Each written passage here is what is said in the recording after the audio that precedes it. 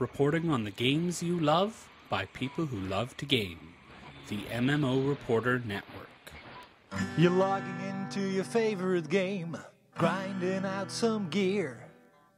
A couple of points added to your stats, and you have a virtual beer. Max level is pretty cool, but I'll remind you here, my friend. These games are not about the goal, it's about the journey and not the end.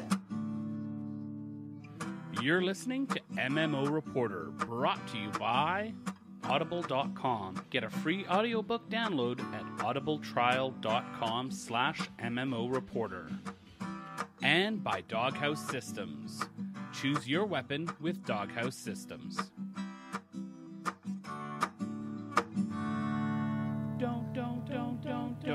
Don't forget about your ults you need to cherish. Each and every little character you've got, no matter what level they're at. Don't forget about your ults. Hello everyone and welcome to another episode of MMO Reporter. This is episode 233. I'm Chris, and once again I'm joined by Leonor. No, wait, he's not here. Okay, next. Bill, how's... Oh, crap. Harry? Nope. Guess we gotta call out the big guns. Arawulf is here. Hello, Arawulf. How are you doing? I'm doing well. Thank you for having me. It's good to be here. It is so absolutely fantastic to have you on the show. I do believe this is the first time we have had you on the show. I know. Can you? Wow. What? How many episodes now? And it took that long. I'm sorry. I'm really sorry. It's just... Yeah, I'll get over it. You know what? Every show afterwards, we go off the air, and I tell the guys, I say we got to get Airwolf, but they just don't listen. So it's not my fault. It's really not. Okay, I forgive you. Fault. Yeah. So blame Harry. That's what or Leonor. All right, so you are here. We've got some news to talk about, but one of the things we like to do on the show before we get going is talk about what we've done in game. But before we even do that, why don't we talk a little bit about you, because that's interesting. You are one interesting fellow, especially your Twitch channel right now, because I am drooling every time I go over there and look. As you test Crowfall, you lucky bastard. Yeah. Lucky all the way to the bank and several nights on the couch after discussing my purchase with my wife, my beautiful, lovely wife, who may be listening, of 20 years, who allowed me to do the Sapphire purchase. No, it's been great. The viewership, the community, the interaction has been fantastic over on the channel. The YouTube channel has gotten some attention. And no, I can tell you, I'm having a lot of fun, testing the combat in Crowfall. It's been an adventure. I'm really sad that it's over. At least for the 1.0, it's done. Today was the last day, so I've got to figure out what I'm going to do now for the next month. Yeah, it's exciting though, because the next one is going to bring in the champion. I mean, that's kind of exciting. Yeah, that's going to be cool. Although I got to say, bit of a SWTOR fan. So I think, though, it sounds from some of the behind-the-scenes stuff, I don't know if many of the devs were fans of the SWTORs. We were talking about it on Crowfall Reporter, and there seemed to be just a hint of bitterness about, maybe there was one particular dev who is very interested in the SWTORs. I don't know if you picked up on that too. Well, I think Todd's affinity for the SWTOR, I think, kind of rubbed everybody the wrong way eventually. When he kept on it. But I can tell you that in the tests, and I really do hope that more people continue to play them, because at least in the Hunger Dome game mode, when you're at the end, we actually had a match where it was a 3-on-1. My team of 3 were still alive against this SWTOR. Is a player, fantastic player. His name was Oberon, and he beat us. Yeah. He beat all 3 of us. Huh. It would have been awesome. Embarrassing, except for he just was a really good player and knew how to play the class. But that kick, that 360 kick that class can do, is amazing in a game mode where you have to fight for position. Yeah. And it was interesting to see how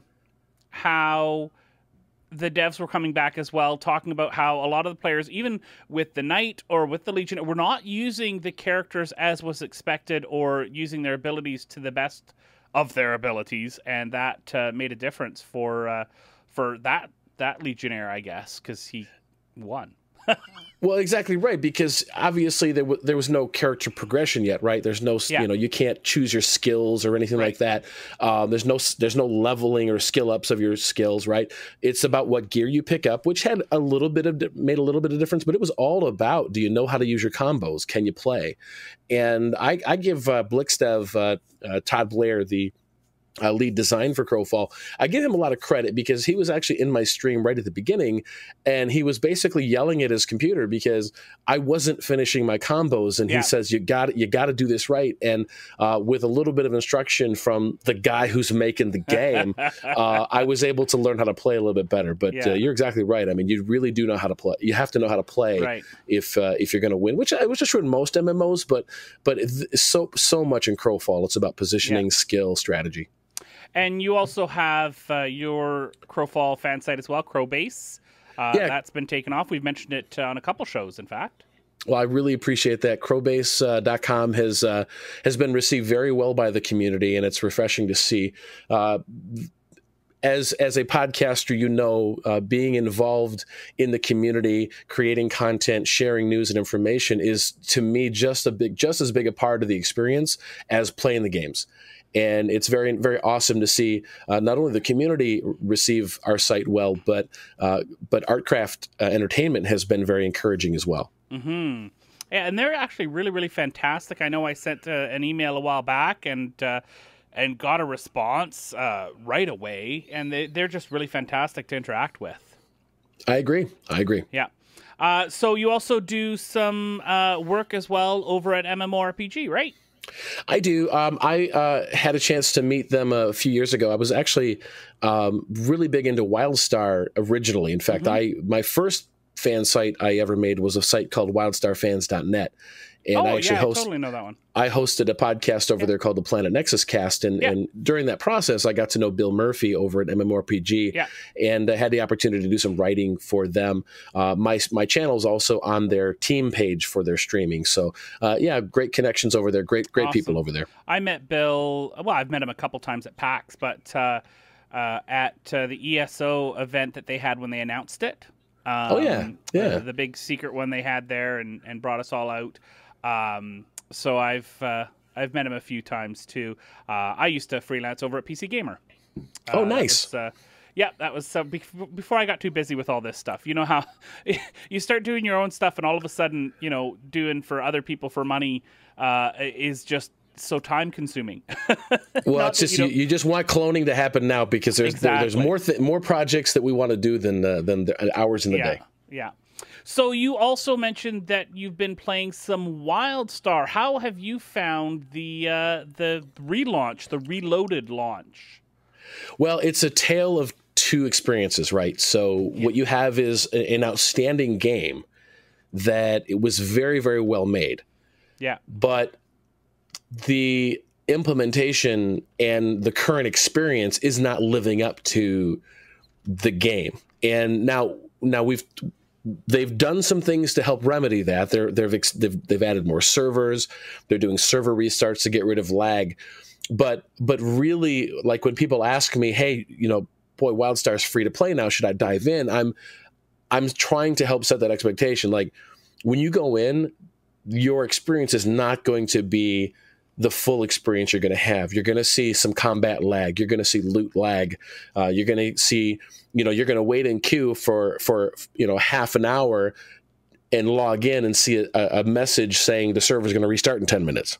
Yeah. So those are the kind of things that are happening that are frustrating some people. But I think overall this has been a brilliant move. And I think the game is going to do very well once they get the tech down pat. Yeah, and it's surprising that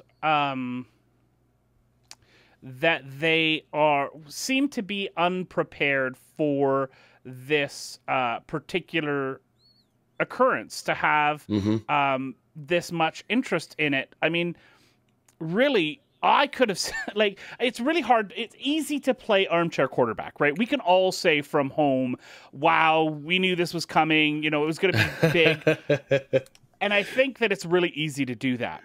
Yeah. And they it hurts my soul to see them struggle like this, because I was and still am mocked on the podcast for my fanboyism towards Wildstar, because I do click with that game so much. Yeah. I really, I was rating, I was attuned within like a month and a half of the original launch, and I've never done that in any game before, ever.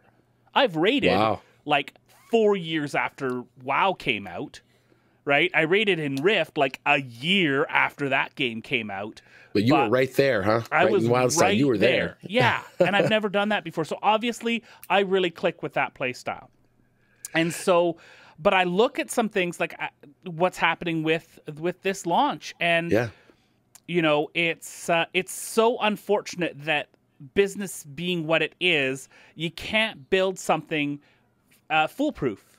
You can't justify having, you know, enough server capacity to handle the load that they're having now, because if they didn't have it, then it would have been, you know, this big kerfuffle and spending money that they didn't need to spend, and they've already been losing money for NCSoft for, you know, however long now.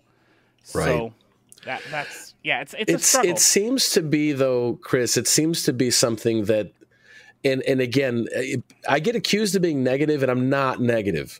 Like, there's not a bigger, I mean, except for maybe you, there's not a bigger Wildstar fan out there. Yeah. But you can't deny the fact that ever since the beginning, it seems to me, and correct me if I'm wrong, but it seems to be with every single content patch, it's the same story.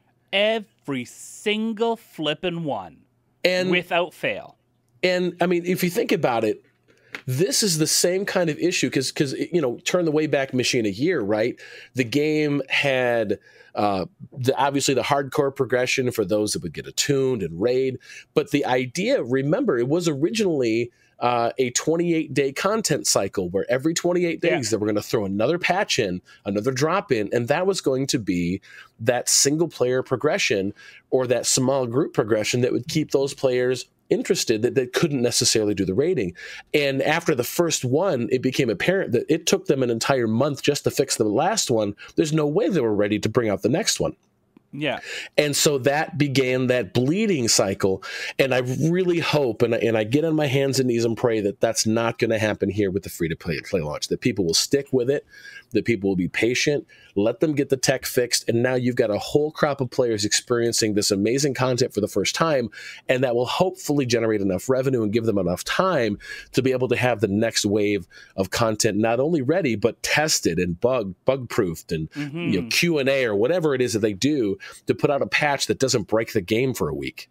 Right, and I had a lot of friends who were raiding with me in Rift who went to Wildstar with me as well, and couldn't stick around because they had a lower bug tolerance than I did. I can handle bugs. You know, it's beta testing as much as I have and you have and all that sort of stuff. Bugs don't bug me that much. I've been there, done that. Well, they're more forgivable at certain stages in development, though, right? I mean, you know, with Crowfall, if there's a loot glitch or a camera glitch, you're like, okay, it's pre-alpha. Right, that's one. You know, that's one thing. But at launch, I can see how people, And it was issues that had been very well documented all the way through the beta process. So you see that with the original launch of the game. You saw that. I remember the first night of the frickin' first content patch, right? The first big zone that they let out after launch, the plague one, right, up in the north. Yeah, with the strain. Yeah, the strain, right? I remember that, and that was buggy as hell. Yeah. Oh, it was marketed too. The strain ultra drop. Right. It was huge. We got that new emote / hunger, I think, or whatever it was, or / strain, and like it was like the little monster would come out of our bellies and stuff like that. Yeah, it was unplayable. It was absolutely unplayable. Yeah. No, it was ridiculous, and that's unfortunate because again, it's good content. But going through here, looking at I haven't hit bugs. I've hit lag. I've hit the servers screaming out in pain, no more, oh please, no more. That's what I've had. I hit my ability key and maybe 10 seconds later, oh look, there's my ability. I'm looting. I'm looting. The stuff's still floating in the air. Come on now. Yeah. I agree with you. So what's your main in Wildstar? My main is a Granok Warrior. Pretty much I play the biggest, beefiest two-handed weapon. That's why I'm, speaking of Crowfall, that's why the champion, that's going to be my jam. Yeah. Champion is what I'm looking for. So, no, I play the biggest, beefiest Granok I can find, and I just smash things. That's what I play. That's my racing class as well. You know who else mains a Granok Warrior? Who? Tony. Oh, really? Yeah. Go back. Well, if you look at our last year's PAX Prime from their party, our interview with him from their party, we have a bro hug about it. Oh, that's awesome. Yeah. So that seems like you've been really busy in Crowfall and Wildstar, so that sounds like a lot of fun.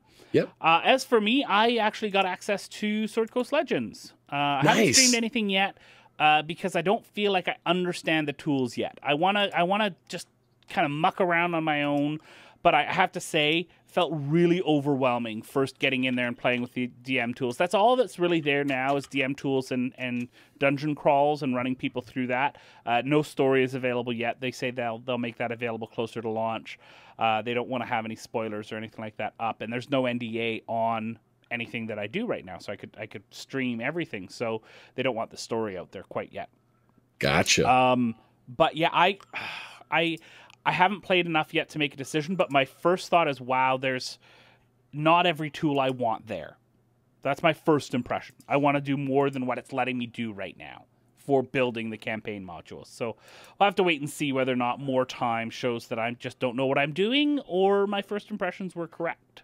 Well, I will look forward to seeing some of your impressions because this is one of my wait and see games. So I'm keeping an eye out. It was our game of show from PAX. When we were there, we named it Game of Show. Nice. We were really impressed with it. So hopefully it lives up to it. Yeah. Anyways, I also finished the Taken King story for Destiny. I am a Destiny player. I'm up to 240 light, I believe, now. So that's like 3/4 of the way through the alternate advancement once you hit. But it gets a steeper curve once you hit up those top light levels. I think the top right now is 310 that you can get. So basically, you get better gear, you get higher light, and that's sort of a gear score, for lack of a better term. Yeah. It's a nice change from before when, when I would be in the game and I was one of those players stuck at 33. Mm-hmm. And like as soon as the XP changed, I was instantly 34. Yeah. And I've gotten a couple of the campaigns or a couple of the quests into the Taken King, but the PS4 was then taken by my 17-year-old who has been playing it nonstop in his spare time. So when he's done, I'll have my turn and be able to finish the story as well. Oh, it's fantastic. It is. Somebody described it on Reddit really, really well. I'm not going to take credit for this. I'll try and find it, but just know this wasn't me. Somebody said, in the original game, we were cleaning up everybody else's messes, even into the raids. But now with the Taken King, it finally feels like we are the vanguard. We are the first breaching guardians going into places and messing stuff up. Very nice. And so that's a lot of fun. The first impression is strong, so I think I think they're getting the story right this time. I have to say though, I miss Dinklebot. I liked Dinklebot, and I miss Dinklebot. Yeah. All right. Last thing, I've been playing some Neverwinter on Xbox One, and I've been waiting for the big drop with all the expansions. For those of you that don't know, they recently almost caught up the Xbox version to the PC version and had 4 of the PC expansions released all at once for the Xbox version. So I've been running through that, and one of the things I was waiting for with that was the ability to play the Oathbound Paladin. Again, big, beefy, fighty sort of guy. So I was waiting. I didn't want to go through too much content because I knew I was going to main that Oathbound Paladin when it came out. So I've been going through that, playing with the different companions. I got a couple of companion codes from PAX and other things. So really enjoying that game. It's one of those ones that every time I play it, and we've talked about this on this podcast forever. I don't know if you've played it, but even the PC version, we always come back to it and say, oh, wow, we should play more of Neverwinter. And then we quit and never play it for 2 months. Yeah, same. Yeah, same. That, I mean, honestly, I I really don't have any problems with it. I played it at launch. Yeah. I think I played it up to the point where I think there were some issues with some of the player-made content where people were doing some exploiting at one point, which they've pretty much squashed that now. But I just remember getting distracted. Oh, a new shiny object, and I never came back to it. You know, I feel the same way with Marvel Heroes. I always play Marvel Heroes, and I love it, and it's so much fun, and oh, that's great stuff.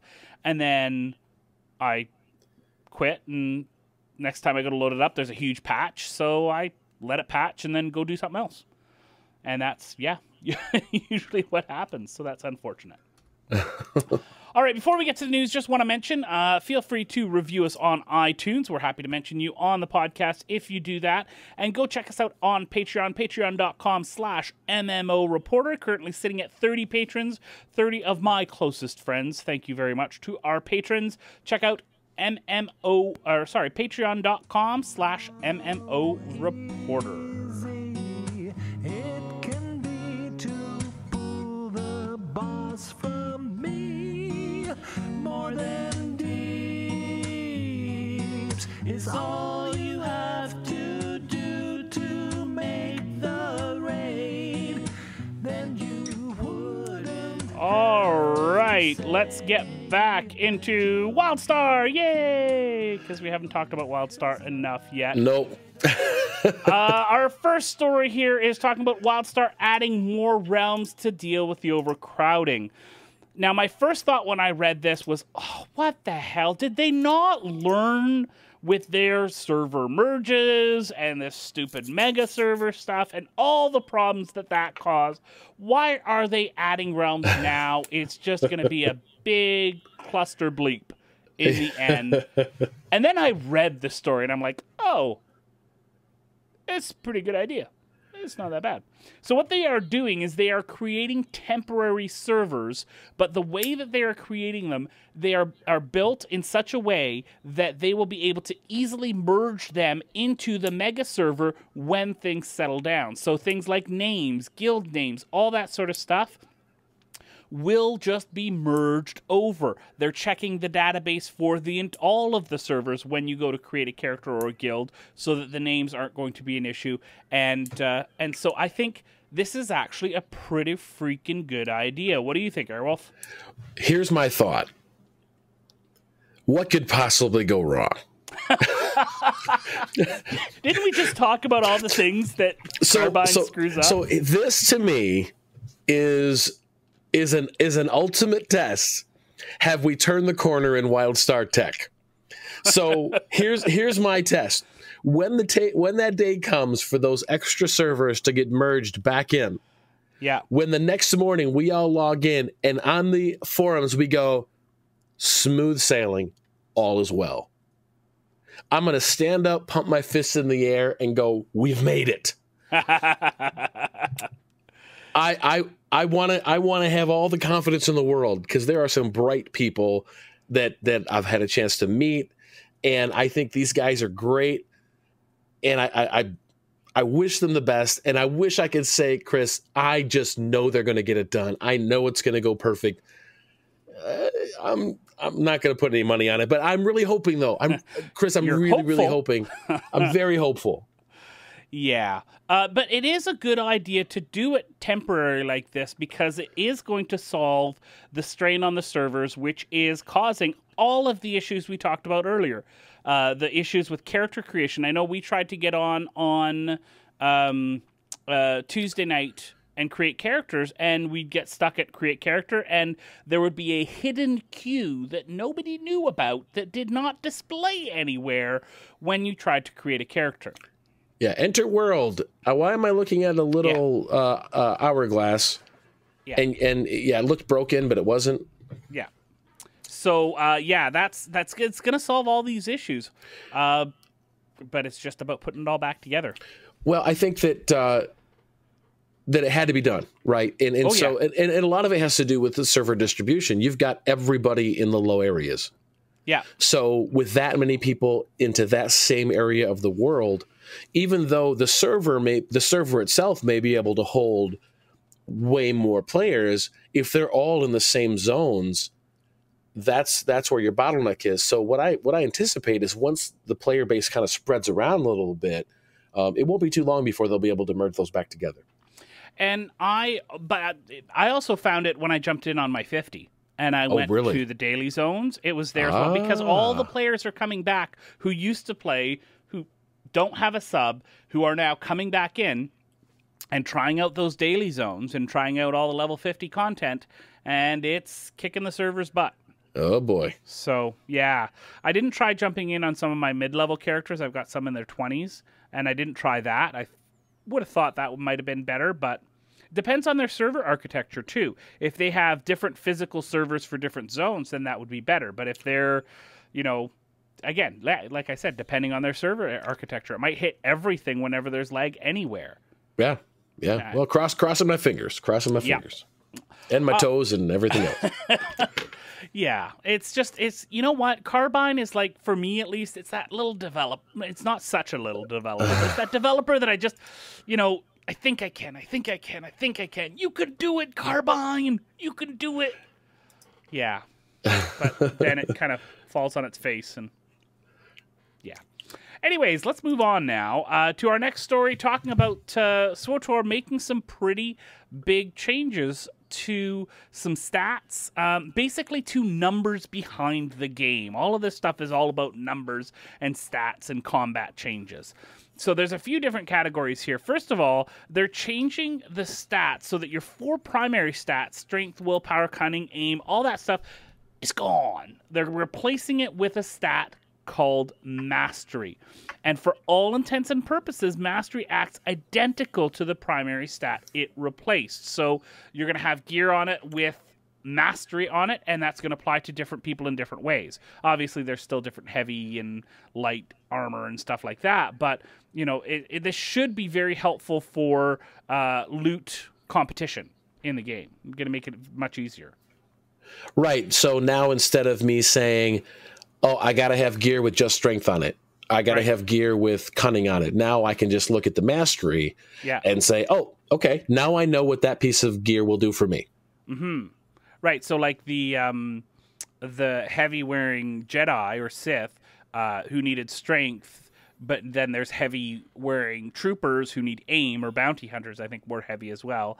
They're all going to have Mastery, and it's going to work for all of them. So that's kind of cool. That's going to make it a lot easier. They've removed Surge, and Endurance has been buffed up a little bit as well.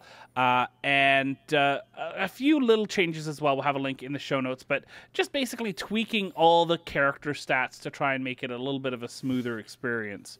But what I think is really interesting is the next point, the planet level sync. Yeah. This is basically like Guild Wars 2, and in the way that you get dropped down to the level of the zone that you're in. You still get to keep all of your abilities, but your stats, armor, and weapon damage are all going to be lowered to the level of the zone, which means no more destroying everything in a zone, which, you know what, sometimes that's just fun. Sometimes it's fun just going back and, helping somebody out and absolutely being a terrorist, especially if you're a Sith in SWTOR. Come on. Well, I tell you, back in Warcraft, when I got wrecked by Hagar, right, was it Elwyn Forest? I got wrecked by Hagar. There was nothing more satisfying going back to him at a higher level and one-shotting him. So there is an amount of satisfaction of being able to go to that lower content and be able to destroy it. Yeah. But it's becoming a more common thing.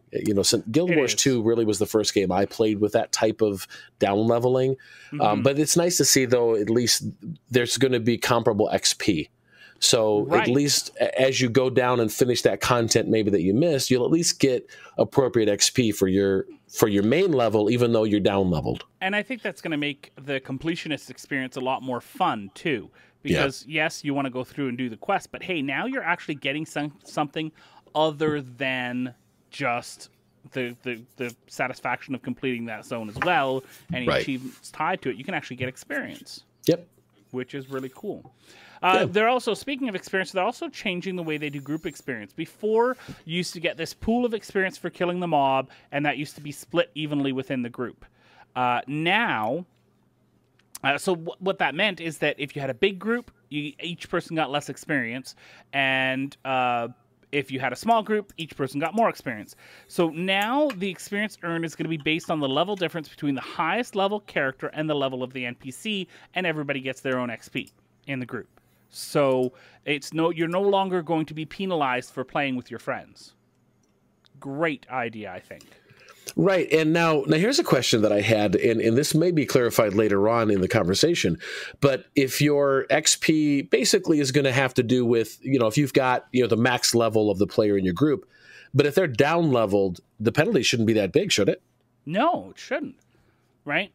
'Cause it should be whatever they're going to get. So if they're down level to 31 and they're doing a level 30 character, that'll be the same as a regular 31 and a 30 character. Yeah, so I can't imagine there would be much penalties. So I think this does encourage people to find friends as a group with, where in the past it was counterproductive. You were actually being penalized. So I think this is a good change, at least on the surface. I mean, we'll have to see how it works in game, but looking at the update, it seems like a good idea. And also, I think it'll be very helpful for players who are bringing friends into the game. They can bring their main character down and play with those characters that are just starting out, rather than just going in and having to make an alt or overpowering everything. Right. Now, here's something. So, for example, in Wildstar, you can level yourself down to the level of your group member. You have that option. So, for example, if my son rerolls a new character, I can take my main, I can down level and match his level in that group, but it's optional. So my only question on this is, and this is something that I'm very curious of how the SWTOR community is going to discuss this. I'm wondering if some of the people in the community might feel, well, maybe this, give me the option, but don't force it. So I'm just wondering if that's going to be a discussion in the community as this goes on. I haven't seen that yet, but I know that, some people may say, hey, give me the option. If I want to be a high level and I want to go down to this other zone and go wreck an entire village and, one shot everything, that's a freedom that they've had. Now they're not going to have. So I'm wondering if the idea is, we're not going to give you the option. We're just going to force the down leveling. Yeah, I wonder if some people might have an issue with that. I'm curious. I'll have to look at how the discussion's going on that. I'm curious to what any listeners might think about that as well. Should that be optional or should it be forced? It's just a question that I have. It does. We've got on our Lotro show a lot of the time some discussions on being able to turn off your XP, and now you can, I think, for some turbine points. So money, basically, you pay for the ability to turn off XP. Something like this would be very, very similar in that you would never out-level a zone. So you can complete a zone, because a lot of Lotro players are hardcore completionists. They want to do everything at the level it was meant to be done at. And so it's this could be another option that I wonder if this is going to spread to some other games as well, because that would be a good option for Lotro. Yeah. All right, so the other thing is some companion changes are coming as well. There's a few other things. You can check out the link to look at that, but this is going to be interesting. They are now removing any stat-based changes from gear to companions. So you can put any gear you want on your companion. Their stats and abilities will only be based on their level. So you can make them look however you want. And I think that's really cool, because your companions are such a fake social part, but such a big part of your game, because they're always there, right? They're always part of your combat. So if they're sitting there in their clown outfits like all of us in Burning Crusade in WoW, then you laugh because I do. You remember Burning Crusade, and we were all wonderful parts of the carnival. Oh, yeah. Those colors, yep. I had to replace my Lightforge set with that. I was like, what? Exactly. I looked so cool 2 weeks ago. What happened? Yep. Yeah. So, So now you're going to make your companions look however you want. And apparently in the Fallen Empire, companions will continue to be a huge part of the personal story. I think there's a typo in their little sentence here. In Fallen Empire player, companions will continue. I think they meant player stories. But anyways, so really cool for SWTOR. You were mentioning in the pre-show that you think you might jump back into the game now. Yeah, I actually stopped downloading to join this cast with you because I knew what it would do to my bandwidth. But yeah, I really enjoyed SWTOR. Now, I played the game while I was waiting for Guild Wars 2. So I leveled up, got to the 30s, jumped over to Guild Wars 2. And again, much like other games, it was just I chased the next shiny object and never really made my way back around. But I really did enjoy SWTOR, and I think that this is an example of the kind of things that I think MMOs for people like me. See, I'm not a spreadsheet guy. I'm not a stat guy. I'm not a guy that's going to sit around and figure that out. My brother does that for me. Jay, he was used to be on the Planet Nexus cast with me. Yeah. He's the guy that would always make me look smarter than I really am because he's a numbers guy. So I could just show him the numbers and he would tell me what to do and I would look smart.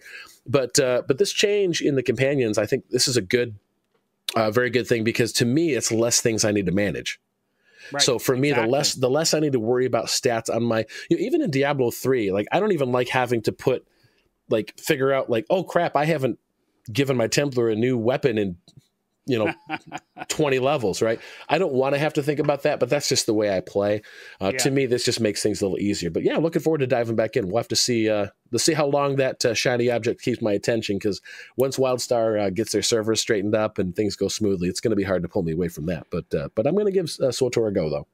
I'm just happy that you're exiled for Wildstar, or else I would have had to kick you off the podcast. All right, let's talk about our sponsors real quick. Audible. Go to audiblepodcast.com/MMO Reporter for your audiobook needs to be met. You want to get an audiobook? That's where you need to go, because Audible is the source for audiobooks online. I know I've been a listener of books, a reader of books through Audible for quite a while now, working my way through the Wheel of Time series, and really enjoying that.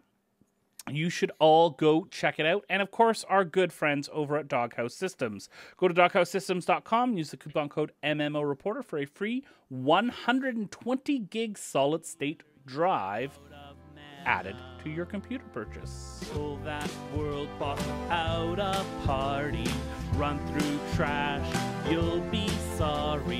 Take a bio break without announcing. They may not rhyme, but they're quite possibly the dumbest ways to die. Dumbest ways to die. All right, and now we have got a big, meaty, juicy story to open up the second segment here on the show. There has been some more Star Citizen news, and this is very interesting because on last show, Arawulf, we had a listener call us out for giving, in the listener's impression, a different approach to Star Citizen's backing and the way that they sell their ships, while we were so enthusiastic about Crowfall and the way they did stuff. And we had a big, long discussion about that. So we seem to be coming back to Star Citizen quite regularly lately, and there's a new controversy now where the Escapist magazine, they ran a story that was very, very negative about Star Citizen, mostly being about the work environment and the inability of the company to meet the goals that they set both in their Kickstarter. And there are so many different sides to this. It is an absolutely convoluted story. The Escapists claiming to have some inside sources at Star Citizen, and this whole thing blew up again with Star Citizen. I don't understand why there's so much. Like, I don't like the fact that they're selling the ships. I've been very clear about that. I think they're too expensive, blah, blah, blah, all that sort of stuff. But I don't understand the absolute hate for Star Citizen out there that someone would write. To me, this is a hit piece. I don't know. Did you get a chance to read the article?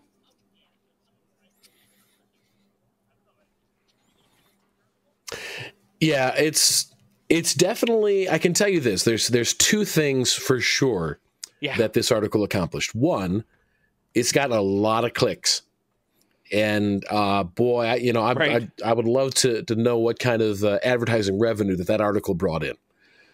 It's definitely gotten the kind of attention. Some people say there's no such thing as bad press, right? But this article has definitely generated some interest. So it met that goal, because whenever you create content for a website, you want to get people, you want to find out a good way to sell the article in a way to get people to read it. And that happened. The second thing that it did is it spawned a whole lot of discussion, both for and against it. In fact, the author of that article actually tweeted out something to the order of hashtag brace for impact on Twitter. So before that article was posted, there was that hashtag brace for impact. So they knew what was about to happen.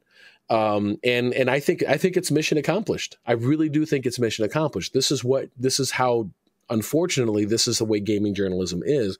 When you have what you think is a smoking gun, you want to be first to get it out. I have done a little bit, and the Escapists felt they had that here, and that's what they did. It's not anywhere, like, not hours and hours. I probably spent about 45 minutes after reading the story, thinking about it, looking into it a little bit, and a lot of what they claimed were inside sources were just glass ceiling quotes.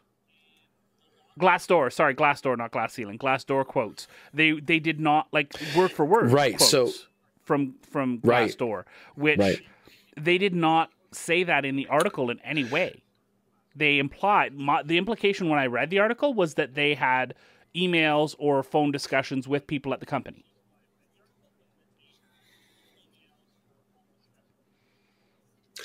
Yeah, and this is part of the ongoing discussion, of course, with Chris Roberts' rebuttal, basically calling out those very things, and they've doubled down. The Escapist has doubled down on their position, claiming that they have verified these contacts. In fact, the only reason they're anonymous is not that they're anonymous to the Escapist, is that they're anonymous to where they didn't want to not be able to work in the industry again. So these employees aren't showing their identity. But it is interesting that people were able to find on this Glassdoor Australia site word for word verbatims of these ex-employees. Now, of course, the folks over at Escapists are saying, well, if they went and posted on Glassdoor, so be it. But they also talked to us. So that's their take on it. So it's been, as you said, it's blown up. It is ignoring big. A lot of talk, a lot of opinions on this. There's a big component of that story that is about the work environment, but there's also probably the other half of the article, I'd say, is about the game not being able to be made for the budget, even this huge budget that they've got now, and that the team that they've got. One of the quotes being that there's a reason this hasn't been done before, because it can't be done. Do you put any weight to that part of the article? Mm-hmm. Well, I think that the critics of this game, there's one particular very outspoken critic that I think of, has been saying this all along. So you don't have to be an insider to speculate that might be the case. To me, an anonymous source isn't really credible, because people have been kind of saying that for a while. What are they doing with this $90 million? And why are they still selling ships? And my answer to that has been because people buy them, but that's another discussion. But the reality is, how come they're still, how come the game's coming out slower, and how come they're still raising money? That's a good question. But as far as can it be done, there are some people, and like I said, there are some very outspoken critics that don't think it can be done. But I don't put any weight to that, mainly because I'm with you on that's that been part. something that the critics have been saying from the beginning. $900 starships that you can buy for the game, and my thought that that's different than backer levels in a Kickstarter or even a post-Kickstarter sort of thing, like Star Citizen and like Crowfall are doing, and many other games. All that aside, I do think this game will be made. I do think this game will most likely be awesome. I really have that feeling that this is not going to be vaporware. Right? This is not going to be a Battlecruiser 3000 AD. Yeah, I did that on purpose. I see what you did there. I do think this is going to be a great game, and I here's where I think I disagree with you a little bit. I don't think this is where video game journalism is. I think this is where tabloid video game journalism is, and we're now at a point in the video game industry where we now have tabloid journalism and real journalism, and I do not think that this article would fit underneath a real journalism. This would be more like the Inquirer than the New York Times. To me, I don't know if you feel the same way, but that's my impression. Yeah. For lack of a better term. The problem with this article, there would be nothing wrong, in my opinion, if the content and sources were sound.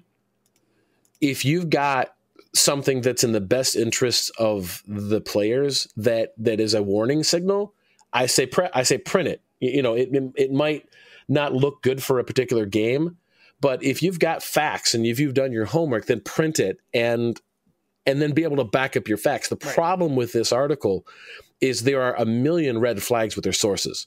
And I think that's what makes this more like tabloid and rumor journalism. So to me, like I don't see it as a hit piece if the sources are all accurate. The problem is I seriously don't think that we have very good sources. In fact, all of them, the entire talk track in this particular article is lining up with some arguments by a very vocal, outspoken critic of the game who happens to also be a competing game developer. Story. So to me,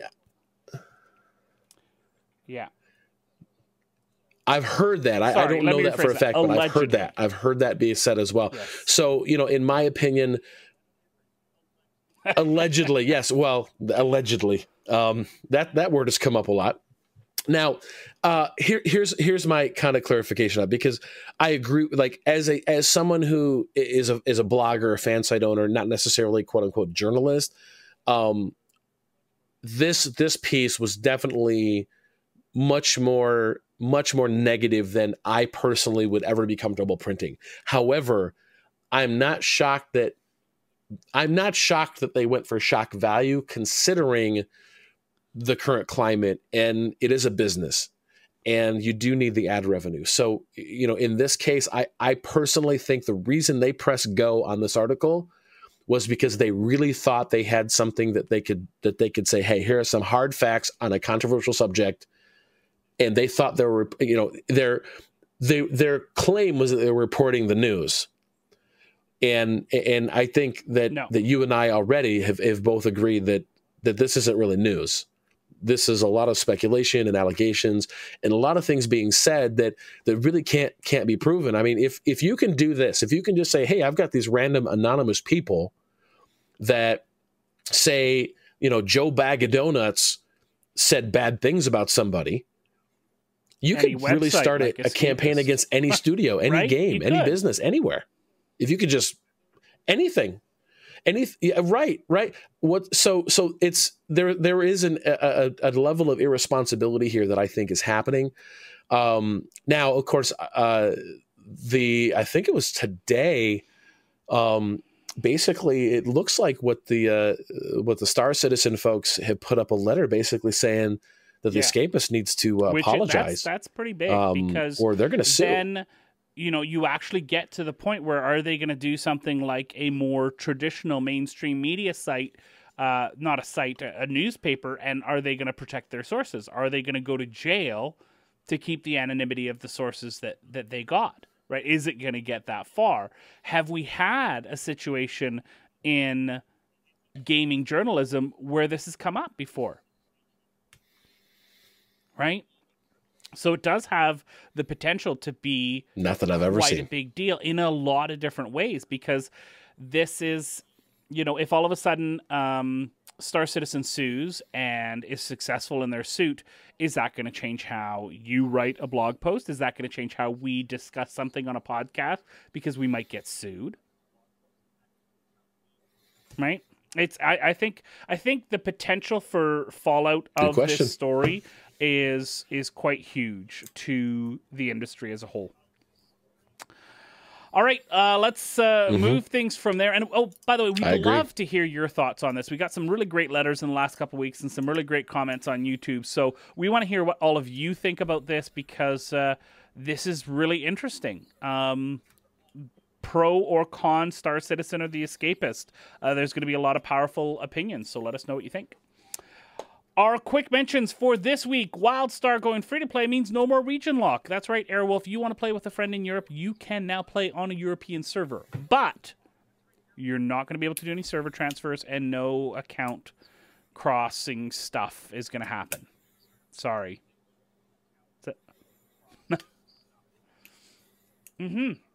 And it goes the other way. That's okay. Too. That's so cool. I've got a lot of friends over there that I'd love to play with, so that's good news. Server you want, and you can do that. Now that they don't have account codes, right? So they're not region locked. A couple things coming out of Daybreak Studios: new expansions for both EverQuest and EverQuest 2. And here's the thing: Daybreak has a pretty good reputation, at least from my experience, on launching expansions. I mean, this is the 22nd expansion for EverQuest. Yep, they're still making expansions for EverQuest, and the 12th expansion for EverQuest 2. Crazy amount of stuff that they put out. We've got lots of information on the show, but they're launching the EverQuest 2 expansion is on the 17th, and the EverQuest expansion is on the 18th. Like boom, boom, day after day. Like tons of content here for EverQuest 2. 15 raids, nice. Over 15 raids. They say. I don't know if they haven't locked down the number stuff, but some pretty like they've got $140 package for EverQuest. For pre-ordering this expansion, $140 package. That's really expensive for a. It's over 10 years now old, isn't it?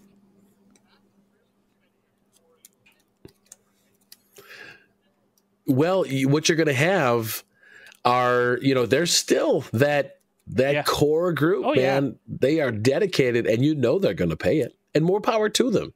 Why not support the development of the game you've been playing for over 10 years, right? I mean, that's, I have no issues with that. If the value of the contents of that package, $140 package, brings them $140 worth of value, that's great. And I think it's great to see them continue. And I really, really hope that it continues, because, EverQuest has been one of those titles that has just been carrying through all of this. It's amazing. I actually, believe it or not, I've re-downloaded it.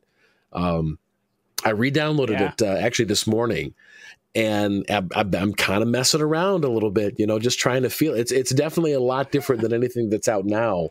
But I think a lot of these old games, I think MMO players in general would be wise to occasionally look back at history a little bit and look at some of these games that have kind of built the foundation for the games we have now. I think they'll have a new appreciation for some of the advancements in the genre, but also some of the appreciation for some of those games, and even though they didn't have a lot of the feature comforts we have now. When a friend of mine got a job with Daybreak, they really he was a developer on EverQuest. That was how he got into the company. So I got in, and it was painful in that I had to unlearn stuff. And it's funny because as we started talking about this, and I thought, I'm going to mention that. Yes. My little Steam notification that he started playing a game popped up. It's a little creepy. But anyway, so I jumped in there. It would have been 4 years ago now, maybe. And I can't say that I really tried to enjoy it because it was a friend that was making it. You know how that works, right? It's a little bit different. I really wanted to give it a good shot, but it was just tough to unlearn what I learned about MMOs. So, but EverQuest 2 is a little easier. On the creature comfort, like you mentioned. So if you are a fan of either of those games, here's the thing. The only complaint that I've seen on forums so far, I checked out both the EverQuest and the EverQuest 2 ones, is there's very little information about what's actually going to be in the expansions. And so that's causing some hesitation from players about pre-ordering the packages when they don't know what's going to be in them. But seriously, my suggestion to those players, this is the 22nd and 12th expansions. If you don't know the type of stuff that Daybreak is going to put into their expansions by now, I mean, maybe you're not paying attention, right? Like, I'm pretty sure they've got a pretty good track record with their players by this point, or a pretty bad track record that you should be able to base this decision on. I don't know. Maybe I'm just... Yeah. It's the new Okay, game with this next experience. expansion, we are changing to action combat, And we're having flying mounts in every zone. All right, that is Jedis it and lightsabers, for yes. the show today. If you want to get a hold of us, go check us out at MMOreporter.com. You can email us at mmo.reporter@gmail.com or check us out on Facebook at facebook.com/MMOreporter. Our Twitters are, the main Twitter is at MMO_reporter. You can reach Harry Hall at Harry Hall. Twitter, Leonor at Leonor. Bill at MMO Bill. You can get us a voicemail at 616-666-6778. Check us out on YouTube at youtube.com/MMO Reporter Network, or on Patreon at patreon.com/MMO Reporter, or if you just want to see the other ways that you can support the network, MMOreporter.com/support. Now, the important stuff. Arawulf, if people want to follow you, where can they find the great stuff that you put online?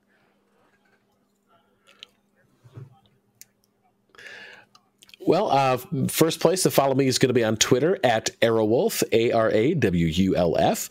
I'm on YouTube at Arawulf the Gamer, on Twitch as Arawulf, and of course, if you're interested in some of my Crowfall content, make sure you head over to crowbase.com. Too at some point. Awesome. So thanks so much, everyone, for coming out. We had a few people in the chat room. Not Sounds very great. chatty, but I saw you there. I saw you and you. I saw you. I know you weren't very chatty, but that's okay. Thanks so much for coming out. Thanks to everyone for downloading the podcast or watching it on YouTube. We hope that you enjoyed it, and we hope that you listen to next week's show as well. But most importantly, we hope to see you in game. Don't forget about your ults you need to cherish. Each and every little character you've got, no matter what level they're at.